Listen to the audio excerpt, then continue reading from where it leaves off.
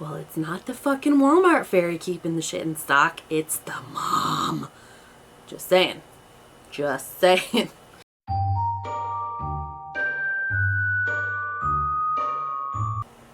Welcome back to another episode of Simply Clarifying. This one is one that we could all, well, the moms of us anyway, can relate to.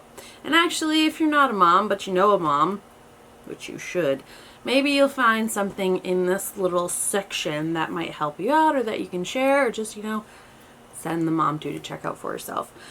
This is simply called mom, right? Because we all know what one is. We all had one at some point, right? Or have one. We get it. We know what the word is, but we're going to dive into it, okay?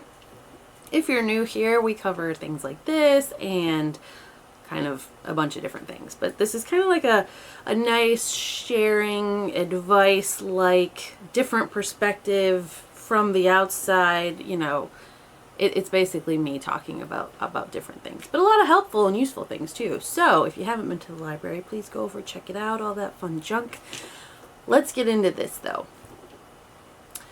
Everything a mom is responsible for. If you've ever thought about it, which if you're not a mom, typically you wouldn't, but if you are, thinking about it can be simply overwhelming, right? Because it's a lot. It's a lot. So the role of a mother is multifaceted. You don't say.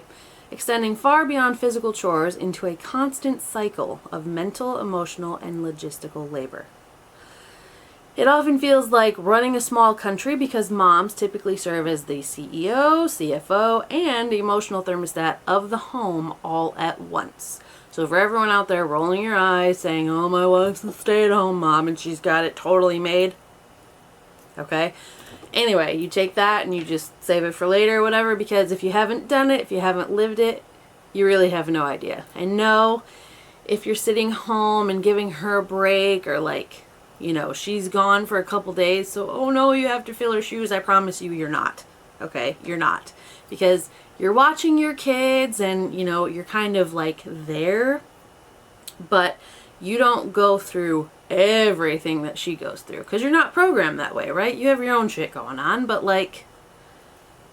stuff in here, even if mom is gone for a couple days, you don't just take on the mental load along with everything else. That's just not how it works. It's sad because God, how nice would that be, right? But no, it doesn't work like that. So what is a mom responsible for? Okay, the mother load, that's cute, is often divided into 3 distinct categories of work. Physical labor. All right, so the visible tasks everyone sees: cooking, cleaning, laundry, grocery shopping, driving kids to school, not school, activities, shopping, friends crap, doctors, dentists, whatever the fuck. We drive everywhere all the time. That's the physical stuff. The mental load, or cognitive labor if you want to get fancy with it, the invisible project management of the family.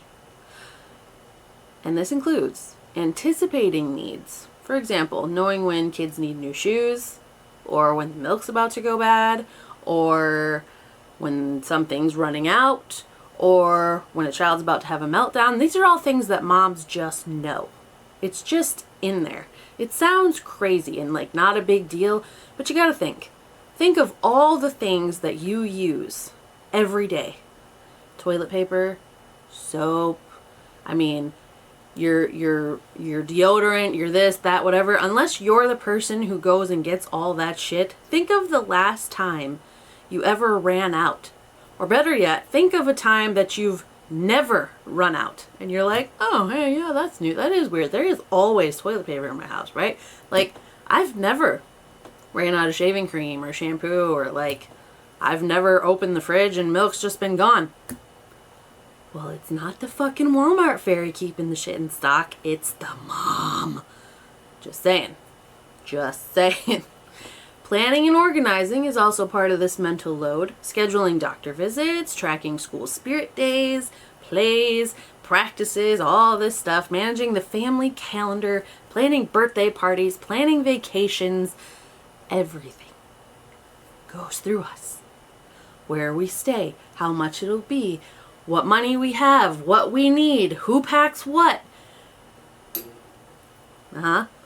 Decision making. Researching the best summer camps, deciding what's for dinner every fucking night, and managing family finances. Who put that as like the thing? I have no idea. Like, you know, when I got married, okay, and when I started to become a mom, it wasn't in this fine print somewhere that it's like, if you miss a bill, it's your fault. Like, bills are on you. You know, like, set them up, make sure it's like, and then the dinner thing. Fun fact, if you've been married over 20 years, you've had to figure out dinner over 8,000 times. Holy fuck. That's a lot of fucking dinners. Okay, we'll skip to emotional labor now. The work of keeping everyone happy and the household stable, which sometimes are two very different things, okay? This involves mediating conflicts. Doesn't matter who it's between. Two kids facing off, or a kid mouthing off to the other parent, or another parent getting irritated at a pet. It doesn't matter. Like, it all comes through you, right? Like, it's like, all right, sit down, everyone freaking chill, just whatever. All right, acting as a referee between siblings, whatever. Okay, nurturing well-being. Noticing subtle, or not so subtle sometimes, shifts in a child's mood and providing the sentimental anchor for the family. I myself have 4 daughters, 5 to 20. So I have hormones and stress levels and everything across the board. You literally have no idea what you're waking up to the next day. Like, everyone could be totally fine. Or 75% could be totally fine, but one is like, it's just like, you really don't know. And then you've got the stressed out husband at work who has his own mental load of stuff that eventually comes home and it's like, yeah, it's a whole lot. Like, for me being the one person here and there's 5 other people in my house, I have to somewhat be in tune and fix the mood of all these other people. Now, who the fuck is reaching out to fix me? I mean, typically my husband, right? But it's expected of me as a mom to be that nice level experience that brings everyone together and, you know, says all the right things and gets people moving on with their day in the nicest way, blah, blah, blah, blah, blah. It can be a lot. Why can it be a lot? Let's see. The reason motherhood often feels overwhelming isn't just the number of tasks, but the nature of the responsibility. Well, what does that mean, Kara? Well, let me tell you. Also, side note, if you're enjoying this or anything else that you've seen, please remember to subscribe because we get into this kind of shit all the time. And I have had so many people give me nice little feedbacks and tidbits about things that they didn't really think of, and that's because this outside perspective or this inner voice, whatever you want to call it when you click on my videos, is just like a nice reminder that 1, you're human, 2, you're awesome, and hey, sometimes you just don't even think about this shit because there's a lot going on. So anyway, back to it. 1, it never shuts off. Being a mom never shuts off. Physical chores have a beginning and an end, right? Like, you have to do something, you start it, and then you finish it, and it's like, yay! But the mental load never stops. Half the time, not even when you're fucking asleep do you just get to, like, dream about paradise and all the shit. No, you're, like, thinking about, who the fuck knows? I mean, I don't know. Usually something's trying to eat me, or, you know, I don't know. There's a lot, right? There's a lot, but hey, it's continuous. Moms are often thinking about tomorrow's challenges in the midst of today's chaos, right? Like, for example, let me crack open this eggshell of garbage. It is April something, and in a month, my second oldest graduates, and I know between now and then there are at least 3 graduation practices. We still need to do a picture to send out for her invites for the party that's the following month in another state, which we also need to get decorations for, which she is very much not helpful with. So that's another thing that kind of comes back to me. And it's just like, it's one thing that kind of stretches and spirals and branches, right? And it's like, that's only one. That is one kid, one thing. And it's already got like legs. It's its own fucking creature attached to me. A parasite in my mind that is just like infesting part of my brain and my thought and my, worriness. I've got another one who is about to wrap up elementary school. And with us potentially moving, I need to figure out, is she going into a school? Is she doing a homeschool? An online version of in-person? So it's just, there is no shut off. It's always something. Always. I cannot remember the time where I sat in a room and thought of nothing. Actually, a couple weeks ago I had a dream, right? It was wicked. It was the craziest, possibly best dream I've ever had. I don't know. It was very weird. I woke up and I was standing in my living room. All of my kids were on their vacation with their grandparents. All of them. Even the youngest, which hasn't happened yet. Okay? Happening this year for the first time, but hey. So all of my kids are gone. And there are also no pets in the house. My husband's at work or on a work trip. So I was alone in the house. All right? Gist of it. I stood there in my living room not knowing what to do because everything was already clean. There were no toys everywhere. I didn't have to make breakfast for anybody. I didn't have to remind anybody of anything because everyone was gone and it was just me. I didn't know what to do. I mean, I could have done literally anything. Played a game, went shopping, read a book, fucking laid naked on my couch for all I give a fuck. Like, I could have done anything. And I just stood there, not knowing what to do. Not even knowing where to start. Have you ever seen like Hotel Transylvania, like 3 or something, where the wolf parents, they drop all their kids off at the daycare and then they're just standing there like, what do we do now? Whatever we want. And then they kind of chant that, right? And then they just go fucking nuts, right? Like, because it just doesn't happen, right? Because it's just, there's always something. So when there's nothing, you're just like, I don't know. It was like a shock thing. So hopefully that was like a preview of a day coming this summer. Coming your way soon. Hopefully. We'll see. But anyway, alright, so the default parent syndrome is another part of why it can be a lot. Moms are frequently the first person called when a child is sick, needs support, even when a partner helps. The mom often remains the manager, right? Who has to delegate. That can be its own fucking chore. Let's be honest about that. Like, let's say a kid is sick and I also don't feel well. And so it's the other person. Totally capable, have been around for other sick kids. They know what to do. But a mom can't just fucking sit there and not feel good. The mom is going to get up and still check the temperature, even if it's like a double check thing. So it might seem like a micromanager situation sometimes. But it's just in our fucking code. We can't fucking help it, okay? Another reason why it might feel like a lot. Some moms feel invisible and undervalued, which is crazy. But because so much of the work happens inside a mom's head, and who the fuck wants to go meddle up in there? Nobody. It often gets unacknowledged, right? Often goes unacknowledged. This lack of visibility can lead to isolation, resentment, and burnout, especially when you do the same thing. Your kid has the same meltdowns and like, it's just like, have you ever, okay, I myself have this kind of situation. If I'm home with my kids all day, all right, and my youngest will throw her she a little sasshole sometimes, but anyway, she will throw her stuff around sometimes and be like, really just kind of walk that line. So I've dealt with this all day long, right? And so like, I handle it, right? Whether I'm like cool, calm, collected, or I'm like, go to your room, whatever the hell.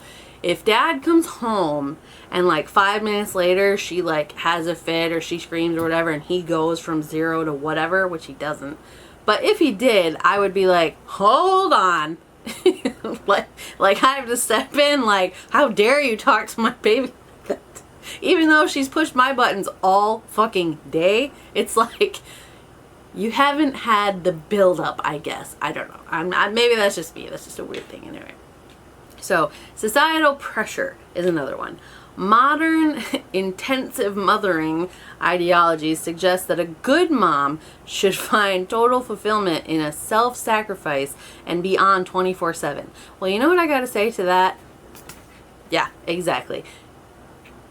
I don't care how much fucking granola and wheatgrass you want to chug. I don't care how long you kneel down and talk to your kid about their big feelings in a store because, you know, whatever. It's not me. It's not me. I don't know. I need a little bit of a glitch in my mind, right? Because I am my own person and I have a lot of people that I'm responsible for, and nobody is stressing like this over me. And so, I mean, my husband does again, right? Like, if I have a bad day, it's like, we need to figure this out, because if she's not good, then the house isn't going to be good. So he recognizes that, right? So it's definitely not invisible and undervalued. Like, if mom's in a mood, or she's quiet, or she's detached, or anything like that, he is like quick to fix that, because if the anchor's fucking gone, then that ship's just fucking free floating wherever it's going, and nobody needs that. But so I don't really give a fuck about the societal pressure. I don't put my kids really online or anything like that. I don't have to show me cooking their meals and, you know, prepping this and that and all. There's my little face and that. Like, it's different takes. Another one is lack of a village. I know growing up that I was always at an aunt's house, a grandma's house, or whatever. Like, family was just around, right? Like, you could walk and be at someone's house, right? Like, that's just what it was. And unlike past generations, many modern families live far from extended family, us included, leaving moms to carry the weight of raising children without a natural support system. Thankfully for me, wherever I have lived, I am there long enough to get a pretty solid, I at least have a person that I trust wholeheartedly.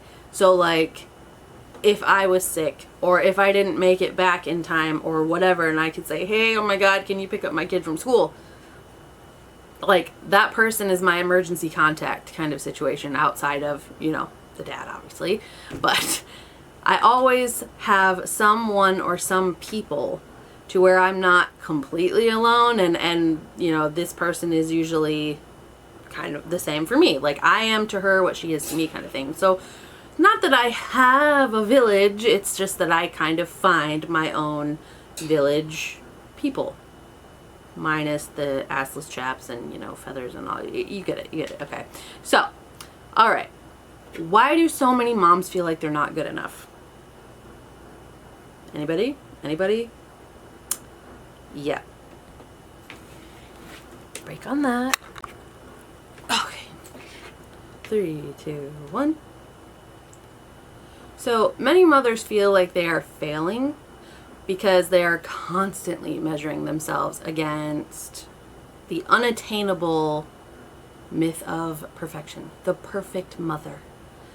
It's not a thing that was ever meant to be real, right? Like, you see, like, Stepford Wives and, you know, these robotic fucking mom movies, and it's just like, it's not real.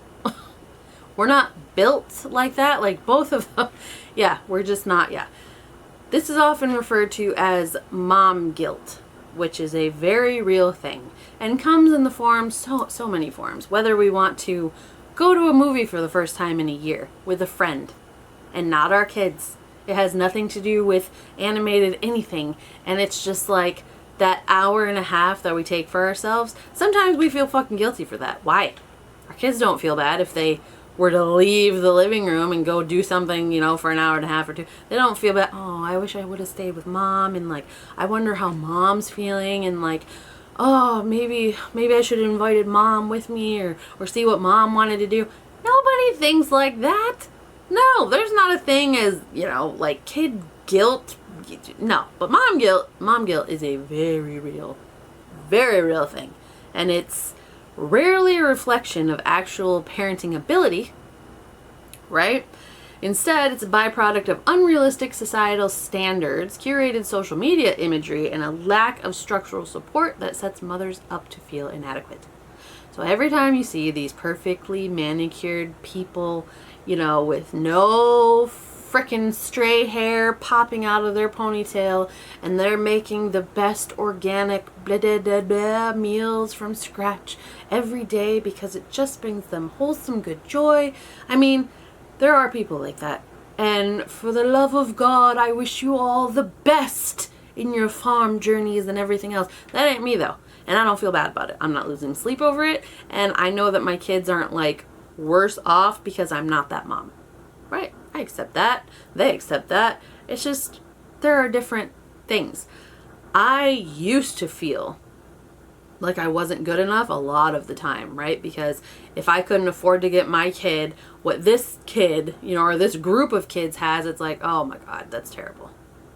But then it's like, bitch, you what? Like, it doesn't make any sense. Your kids have everything. Like, you compare your kids' childhood to your childhood. Now, obviously, like, the childhood part, if I could take my kids and throw them into the 90s to grow up like I did, I totally would. But as far as, like, comforts and everything else, like, my kids are up there, right? Like, they are not, yeah, like, they're not spoiled assholes, but they definitely don't fucking go without at all. So, yeah. Alright. So why failing is so common? You got things like the motherhood myth, okay? Like, we're supposed to be endlessly patient, emotionally available, financially stable, and effortlessly balanced. We're just supposed to be Stepford wives, right? Walking ATMs and Betty Crockers with the perfect look and everything else, and we really don't have to think about anything else because our world revolves around our children and nothing else. We don't need an identity because we're moms.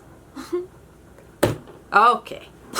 That's why it's called a myth. But anyway, the social media highlight reel. We've already talked about this, and we already know. A lot of times when you see a section that the camera, you know, nice chick talking at her kitchen counter and everything else, if you were to pan the camera the other way, that's where you see like the dirty dishes or like the kids' booger blanket over there or whatever else, right? It's just whatever you see in this curated line of sight can be prim, proper, and perfect, but you're only seeing this much of this person's life. And a lot of times people have an online fucking persona that they have to rely on, you know, to get the likes and the views and da-da-da-da-da-da, so they can try to do whatever they're doing on social media. I don't know.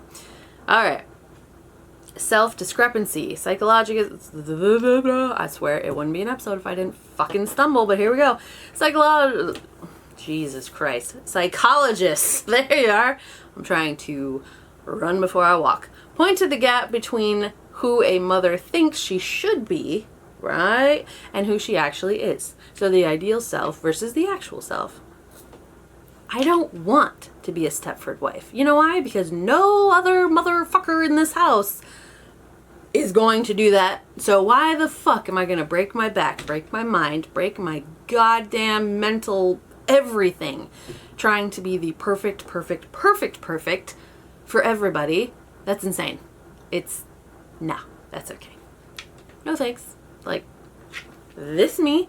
I don't raise assholes. I don't say things I don't mean. And I take things from my past and whatever else and make this, I wasn't given a manual, okay? I wasn't put through a class, you know, a mom class. I had what I grew up with, what I believe, and what I'm capable of, okay? Those three things aren't always the guideline either, okay? How I mom is not the same as how my mom mommed, right? Not that that's bad, right? Not that me growing up was anything terrible, but different strokes for different folks, I guess. You know what I mean? So, yeah. All right, the lack of a village thing we already talked about. Fear of judgment. Boy.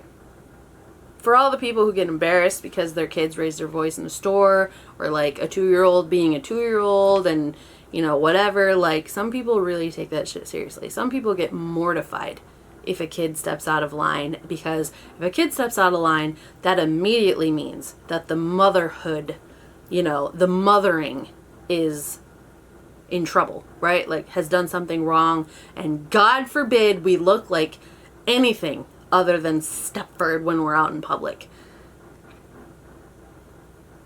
Yeah, I don't care if people judge, because they have no idea what's going on in my child, in our home, none of that. So it's like every kid has their own personality, right?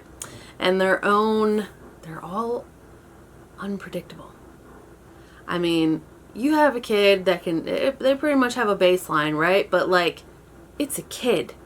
So you never know what's just gonna set off their little bit of crazy, just shake shit up a little bit to throw everything off kilter just a little bit. But sometimes people can really, really worry so much about external pressure to just have everything just be good, golden, you know, good, flowy, whatever. Like, it's really not, it's not anybody's thing. So, let's see. Is being a mom the hardest job? Well, if you haven't rolled your eyes yet, gentlemen, if you're still sticking around, go ahead, take the time, roll those eyes, roll those eyes. Though, it might not be the hardest job. Whether it is or not is subjective, obviously. If you talk to someone who doesn't have kids, who works a, 12-hour job or whatever, they're going to say that their job is harder. But if you talk to a mom, who's in it, many, many kids and all the shit she's responsible for, she might say, yeah, it's the hardest job she's ever had. She's not wrong. Like, two things can be true.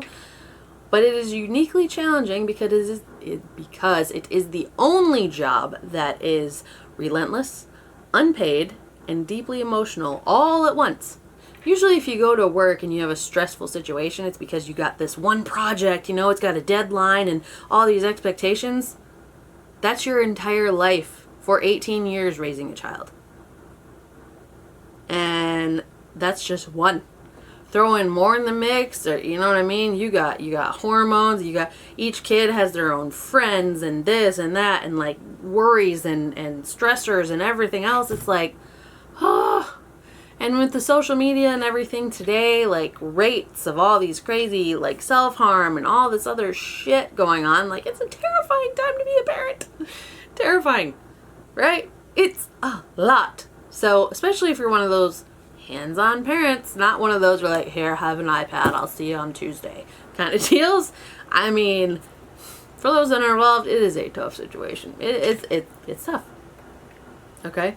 Most difficult professions like surgeons, soldiers, or CEOs have a clear start and end time to their day. They also have a paycheck showing, what they've suffered for, and then a physical space where they can leave their work behind. So you go into the hospital or you go into your fucking office, but you can also go back home, and that's like your chill time, your zone, your time to just Moms don't have that, because hey, the living room where I just had to clean up the dog's puke and spilled bubbles and spaghetti out of the rug is still the same place I have to go to fucking relax to watch my goddamn true crime just to relax. Like, it's all the same. Like, we don't have it. Unless you got like a she shed thing, which is definitely on the roster for me. Like, I'm putting that out into the universe because I need something, right? An office or a room or like a place like this. Like, okay. So, a part that a lot of moms need help with, and again, if you're still with me, thank you so much for hanging on. And again, if you like this video and you want to hear more shit like this, please make sure to subscribe so that you know when the new stuff is coming and that we can keep this conversation rolling. So, a good thing for a mom to do instead of trying to achieve the unattainable perfection bar, right? It doesn't exist, right? It's like the double stripe tree on Wreck-It Ralph. Even though it looks like it's there, as soon as you touch it, bitch is going to disappear. You're going to fall to your death. I mean, you're just saying. Shifting the narrative, though, right? Instead of striving for perfection, it's important to realize that feelings are often symptoms of a culture that lacks support. Okay? If you're seeing constant great moms, good mom, perfect moms online, you don't have to do that. You don't have to shoot for that. In fact, you should just kind of train your brain to realize that a lot of those are just curated moments. Those are, you're watching a 30 to 90 second video, right? And in one little space. In reality, how many takes did that video take? Because, you know, and in reality, what's the rest of the house look like? And does she actually talk like that when she's talking to her friends or her family? And does she do this every day? Or is this just like a thing for views or whatever? Stop taking it so fucking literal as that that's what I need to be. That's what I need to be. Instead of going for perfect, shift the angle and make it good enough. Right? Good enough is better than perfect. So, developmental experts suggest that children actually benefit from good enough parenting, where a parent is loving and present, but imperfect. You know why? Because if you're always trying to tip-top the scales of Stepford and perfection and everything else, that's not real. So if your kid leaves your care, he or she assumes that they need to be the same way. Because it doesn't matter what happened at home, you always put on your plastic face and made it through totally fine. Well, not everything is totally fine. And your kid's gonna get punched in the face, metaphorically, you know, once they leave in one way or another. Hopefully not. Like, hopefully, you know, they are somewhat prepared. But, like, it teaches children resilience and how to navigate the real, very flawed world that they will live in on their own once they leave your house. And that is way more valuable than making sure that there's never a fucking spare crumb on the counter. Okay? Like, that, like, me knowing my kids are going to be out on their own, I'm not worried about that. I'm not worried about that. If they spill something, you don't fucking cry about it. You get a towel and you wipe it the fuck up. Or a mop, or a fucking steam cleaner, or whatever you need. There is nothing that is not figure-outable. Alright? How you handle the situation, that's what they learn while they're here. Adulting sucks. Things get messy. People suck sometimes. You know, like, you can't rely on the hope of perfection because it does not exist. There you go. You know? So, acknowledge the effort is another thing that a lot of moms don't do. So the fact that you worry about being a good mom is evidence that you already are one. You know why? Because there are some people who are more worried about themselves, about everything that they need to do on themselves, that they put their kids last. They literally hand their kids some kind of electronic device, put them in a room, and, like, they don't know anything about them. They don't know what they're feeling or anything else. Because even though, like, iPads and video games and shit, that's a lot of fun, 9 times out of 10, a kid would rather just talk to you, you know, do something with you, go paint a fucking rock and just sit there and communicate, play an old ass card game. Like, you'd be surprised if you actually were the, you know, yeah. So if you're one of those moms who worries about being a good mom, you are. You can also identify triggers, you know, social media, blah, blah, blah. So instead of, like, if you're seeing that perfectly curated moment and it just kind of, like, makes you feel, ugh, or just not good enough, okay, so unfollow or just keep scrolling. You know what I mean? Or totally shift your gears somewhere else. Go to a different side of the internet. Instead of looking up mom stuff, think about a hobby that you actually like or enjoy. You know? Scrapbooking, crocheting, painting, singing, music, whatever the fuck, photography, it doesn't matter. Go somewhere else. That's the joy of the internet. You don't have to sit here and have everything be scrolled in your face. You can actually curate your For You page and it'll actually show you things you want to see. So if you're tired of seeing the, oh, I'm making my own banana nut muffin bread and I carved it myself and I've been up since 2:15 in the morning. If you don't want to see that anymore, you can definitely get it off of your list. It's totally fine. Totally fine. All right. Last thing we're going to do here is, we did the shifting narrative. So how can we take care of ourselves as moms mentally? Okay. Mental health for moms isn't about a spa day. Let's be clear on that. So anybody who's like, oh yeah, you just need a massage and you'll be okay. Not how that works. Okay. It's about reclaiming your identity and lowering the noise in your head. So when you're the emotional anchor for everyone else, your own battery drains a hell of a lot faster, and a lot of times you don't even realize, right? Until you get to that point where you're just like, every little thing sets you off, and you just like, you'd rather sit and just do nothing, hear nothing, say nothing. You'd rather just be. And a lot of people can't even do that. Okay, so here's some realistic ways to kind of help with the mom's mental well-being, okay? Especially if you're the anchor and everything's overloaded and everything else. Here's some real practical things you can do. Lower the bar on purpose, all right? Decide what good enough looks like today. If you're exhausted, a frozen dinner and extra screen time for kids is a strategic choice, not a failure. That was me yesterday. Honestly, only it was takeout and video games, but hey. Intentionally lowering your standards for non-essential tasks like folding every piece of laundry frees up mental energy. I only fold laundry like twice a week, once a week if I'm, really just over it. I will wash laundry all through the week, but I am not one that, oh, dryer's done, I gotta go put it away. Nope. I know everyone has enough clothes to make it through the week. Totally fine. Practice micro rest. You may not get an hour alone, but you can find pockets of peace. For example, the 5-minute transition. Sit in your car for 5 minutes after arriving home before going inside. Even if your kids are in the car or whatever, they go out, lock the doors and just sit there. Listen to a song, listen to nothing, just close your eyes, whatever. Just take that time to just be. Simple. Sensory grounding. When things get chaotic, focus on 3 things you can see, 2 you can hear, and 1 you can smell, which is a very weird thing. Okay?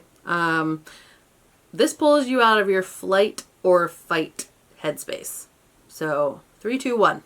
3 things you can see, 2 things you can hear, and 1 thing you can smell. Hopefully you're not in the bathroom when that happens, because that's just a weird take. But anyway, okay, so yeah. Make the invisible visible. The mental load isn't heavy because it's unseen by a lot of people, okay? Use a shared digital calendar or a physical whiteboard to outsource your memory. If it's written down, your brain doesn't have to work overtime to not forget it. I use a whiteboard calendar every month. It's in the kitchen so everyone can see every practice, every this, that, whatever. So like somewhere I go every day, yeah. Separate mom from self, okay? It's easy to lose your identity in motherhood. Reconnect with a hobby or interest that has nothing to do with your kids. Shit we already talked about, right?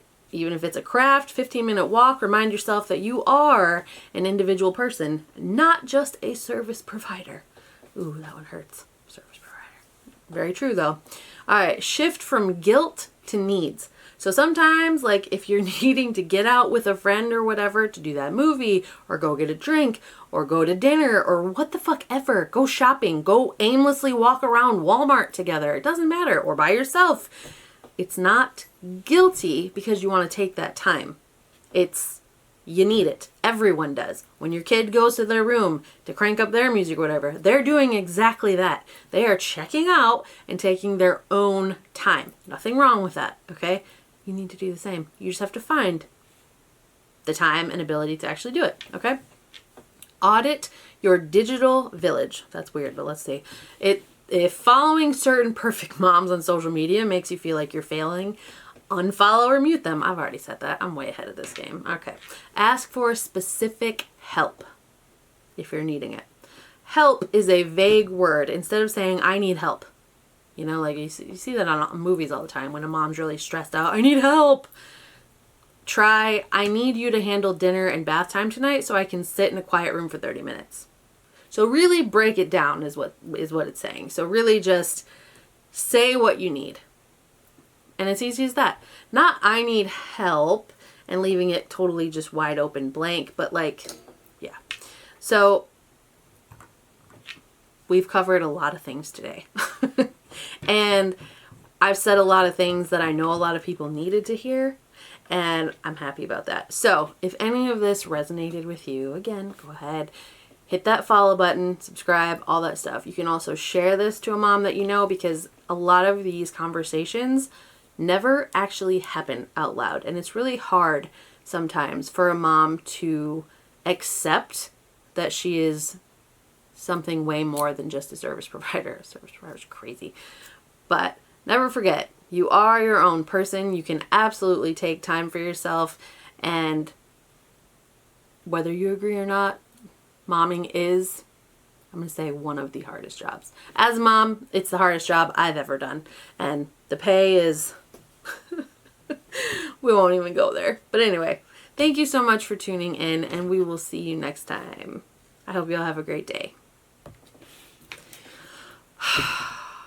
Now for a meal to prepare. It never ends, it never ends. That's not true, I've been down here. It's totally fine. So anyway, have a good one.